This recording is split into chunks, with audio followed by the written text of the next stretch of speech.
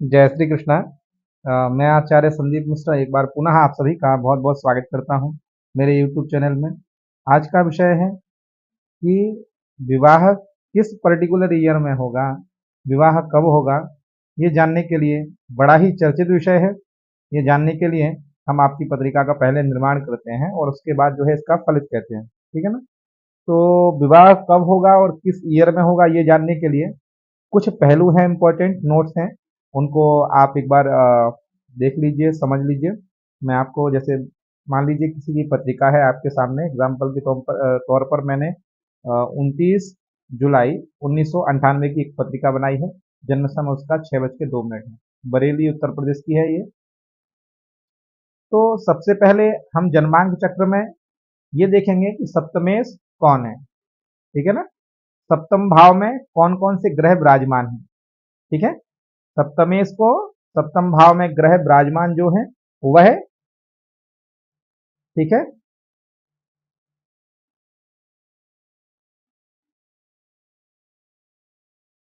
और आपके सप्तम भाव से दृष्टि संबंध किन किन ग्रहों का है, ठीक है ना। सप्तम भाव पर कौन से ग्रह की दृष्टि पड़ रही है उनको भी लिख लेना है, ठीक है। और पंचमेश, पंचमेश का भी इसमें इंपॉर्टेंट रोल है। द्वितीयेश का भी है। द्वितीय भाव के अधिपति, द्वितीय भाव में मान लीजिए आपका एग्जाम्पल के तौर पर ये मैंने धनु लग्न की पत्रिका है, तो द्वितीय हाउस में मकर राशि है। मकर राशि के स्वामी कौन होते हैं? शनि, ठीक है ना। ये आपके द्वितीयेश हो गए। तो आपकी मान लीजिए कोई मेष लग्न की पत्रिका है तो वृषभ राशि रहेगी, वृषभ राशि के स्वामी रहेंगे शुक्र। मान लीजिए आपकी पत्रिका मिथुन लग्न की है तो मिथुन के आज तो यह नंबर आता है कर्क, कर्क के स्वामी रहेंगे आपके चंद्रमा। इस प्रकार से आपको चेकआउट कर लेना है, ठीक है ना। और फिर आपको उनको भी लिख लेना है। एकादशेश, एकादश भाव के अधिपति, ठीक है ना। क्योंकि हम जब ये द्वितीयेश का क्यों लिख रहे हैं और एकादशीस का क्यों लिख रहे हैं, इसका क्या रोल है, तो द्वितीयेश जो होता है कुटुंब का होता है, ठीक है ना। और जब आप विवाह होगा तो कुटुंब का विस्तार तो होगा ही, ठीक है ना। तो इसलिए हम द्वितीयेश का भी यहाँ इंपॉर्टेंट रोल रहेगा। फिर एकादशेश सप्तम से पंचम, ठीक है ना। सप्तम से पंचम, सप्तम से पंचम है। और पंचम से सप्तम भाव है, क्योंकि संतान से संतान को भाव है। और एकादश भी जो हाउस होता है वह कुटुंब का होता है। मतलब सीधी सी बात है, आपके जब विवाह में जो इम्पोर्टेंट रोल अदा करते हैं तो अपने कुटुंब के स्वजन भी भूमिका अदा करते हैं, ठीक है ना। उनके माध्यम से ही हम दो परिवारों का मिलन होता है, तो कुटुंब का विस्तार ये होना, तो एकादशी इसका भी इम्पोर्टेंट रोल होता है, ठीक है ना। अब यहाँ आएंगे पंचमेश, इसके अतिरिक्त आपका लग्नेश। लग्नेश कौन है? भाव का, सप्तम भाव का हम विचार कर रहे हैं, तो सप्तम से सप्तम कौन है? लग्नेश, ठीक है ना। तो ये क्या क्या चीजें हो गई आपकी? सप्तमेश, द्वितीयेश, एकादशेश, पंचमेश, लग्नेश, ये हो गए। इन ग्रहों को आपको लिख लेना है, जो भी ग्रह हैं उनको आपको लिख लेना है एक जगह। और दूसरा फिर रहेगा इस पर कि सप्तम भाव पर कौन कौन से ग्रह की दृष्टि संबंध है, ठीक है ना। किस ग्रह की दृष्टि सप्तम भाव पर पड़ रही है, तो हम उनको ग्रह को भी हमें नोट करना है। इसके बाद अब क्या होगा, ये आपको लिख लिया। अब देखना है आपको कि वर्तमान में किस ग्रह की महादशा चल रही है और किस ग्रह की अंतर्दशा चल रही है, ठीक है ना। ये आपको नोट कर लेना है कब तक रहेगी और उसके बाद कौन से ग्रह की अंतर्दशा या महादशा अंतर्दशा आएगी, ठीक है। ये आपको लिख करके अब इससे क्या होगा, जिस मान लीजिए जिस समय पर यहाँ गोचर में, गोचर में गुरु का दृष्टि संबंध सप्तम भाव पर जब बनेगा, ठीक है ना।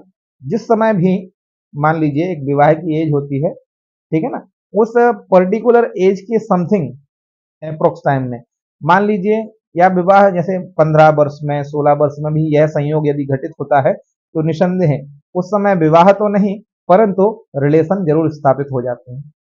ये खूब पाया है, मैंने खूब पत्रिकाओं को देखा है, स्टडी की है और वहां पाया है कि जब ऐसा कनेक्शन क्रिएट होता है, मान लीजिए गोचर में दृष्टि संबंध सप्तम में सप्तम पर दृष्टि पड़ रही हो गुरु की, ठीक है ना, ऐसे में इसके बाद दशाओं में जो दशाएं चल रही हैं उनमें किसी एक की, मान लीजिए सप्तमेश की महादशा हो, दूसरी द्वितीयेश की अंतरदशा हो, ठीक है ना, सप्तमेश की महादशा है और एकादशेश की अंतरदशा चल रही है। सप्तमेश की महादशा है और उसमें सप्तम भाव पर जो ग्रह विराजमान है वो, अथवा सप्तम भाव से दृष्टि संबंध रखते हैं वे ग्रह, ठीक है ना, तो उनका अंतरदशाओं में कनेक्ट होना, उस समय भी ऐसे योग जनरेट होते हैं जहां व्यक्ति का रिलेशन स्थापित होता है। तब जब विवाह की उम्र ना हो, ठीक है ना, लेकिन जब विवाह की उम्र हो उसके समकक्ष में आप देखेंगे कि यदि लग्नेश की महादशा हो, सप्तमेश की अंतरदशा हो, या सप्तमेश की महादशा हो लग्नेश की अंतरदशा हो, ऐसी अवस्था में जब भी ऐसा योग जनरेट होगा उस समय पर विवाह के योग 80 से 95% तक योग विद्यमान होते हैं।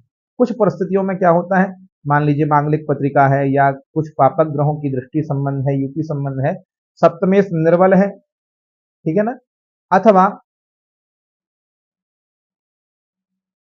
कुछ विपरीत ग्रहों की स्थितियां बन रही हैं, इस समय फिर जो है थोड़ा विलंब योग जनरेट होता है। वहां पर क्या होता है, संबंध के योग बनेंगे, संबंध आते हैं, संबंध फिक्स नहीं हो पाता, ठीक है ना, कई बार ऐसी परिस्थिति बनती है। तो उस समय हमें उन ग्रहों की, जो पर्टिकुलर ग्रह हैं उन ग्रहों की, और जो अपोजिट ग्रह हैं, ठीक है ना, जो निगेटिव स्थिति को उत्पन्न कर रहे हैं, उन ग्रहों का जपानुष्ठान करने से व्यक्ति का 100% विवाह हो ही जाता है उस पर्टिकुलर समय में। तो हम जिस पत्रिका की बात कर रहे थे उस पत्रिका में आप इसका जन्मांक बनाएंगे 29 जुलाई 1998, जन्म समय है 6:02 शाम का, बरेली यूपी का है, ठीक है ना। तो हमने इस पत्रिका का जन्मांक बनाया है, इसका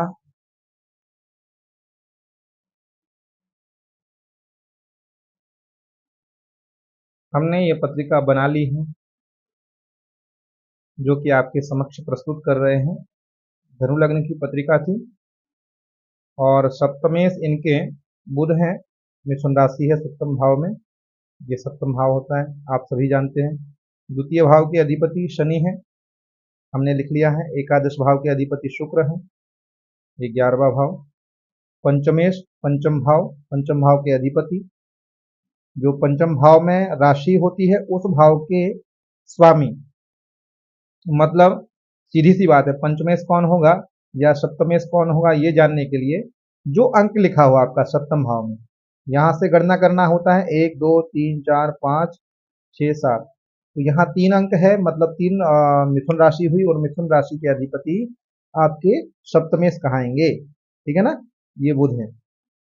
उसी प्रकार से पंचमेश लग्नेश, लग्न के अधिपति, लग्न में 9 अंक हैं, लग्न में 2 अंक हैं आपकी कुंडली में तो शुक्र रहेंगे, और 5 अंक हैं तो लग्न के अधिपति सूर्य होंगे। इस प्रकार से आपको लग्नेश आदि को लिख लेना है, ठीक है। पंच सप्तम भाव में शुक्र विराजमान थे, मंगल विराजमान थे, मैंने उनको भी लिख लिया है, और वर्तमान में इनकी महादशा राहु की चल रही है। राहु की महादशा समाप्ति काल जुलाई 2025 में समाप्त हो जाएगी। उसके बाद से गुरु की महादशा आरंभ होने वाली है, और गुरु की महादशा इनके लिए गोल्डन चांस ऑफ लाइफ रहेगा। गुरु स्वयं स्वराशि के होकर केंद्र में विराजमान हैं और इनके विवाह का समय भी यही रहेगा, जुलाई 2025 से लेकर के अगस्त 2027 तक यह महादशा में गुरु का अंतरदशा रहेगा, जो कि इनके लिए विवाह दाम्पत्य जीवन में प्रवेश कराने की अहम भूमिका निभाएगा, क्योंकि वर्तमान में गुरु का गोचर मिथुन राशि में है, मिथुन राशि में गुरु विराजमान है, और निसंदेह है इनका दिसंबर 2026 से पूर्व पूर्व इनका विवाह सुनिश्चित हो जाएगा, पक्का हो जाएगा और विवाह कर लेंगे। इस प्रकार से आप पत्रिका को, किसी की पत्रिका को देखें तो उसमें जरूर विचार कर लें किसी एक ग्रह की, ये 5 ग्रहों में से किसी एक ग्रह की, अथवा जो ग्रह विराजमान है सप्तम भाव में उन ग्रह की महादशा होना चाहिए। इन 5 ग्रहों में से जो 5 मैंने सूत्र बताए हैं, सप्तमेश, द्वितीयेश, एकादशेश, पंचमेश, लग्नेश, इन किसी का भी एक का अंतर्दशा होना चाहिए। गुरु का गोचर में दृष्टि संबंध, स्वयं गुरु विराजमान हो सप्तम भाव में, मान लीजिए तुला राशि में है तो दृष्टि संबंध बनेगा, नवम दृष्टि रहेगी, 1 2 3 4 5 6 7 8 9, ठीक है ना। धनु लग्न में गुरु विराजमान होते तो सप्तम दृष्टि होती सप्तम भाव पर, कुंभ राशि में गुरु विराजमान होते तो यहाँ से पंचम दृष्टि होती। इस प्रकार से आप अपनी कुंडली को भी एनालिसिस करके जान सकते हैं कि विवाह किस समय होगा, ठीक है ना।